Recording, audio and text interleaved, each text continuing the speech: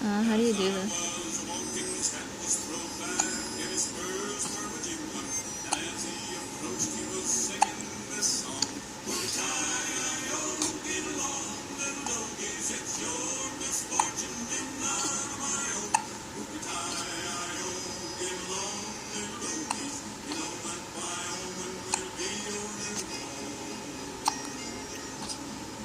It's early in the spring.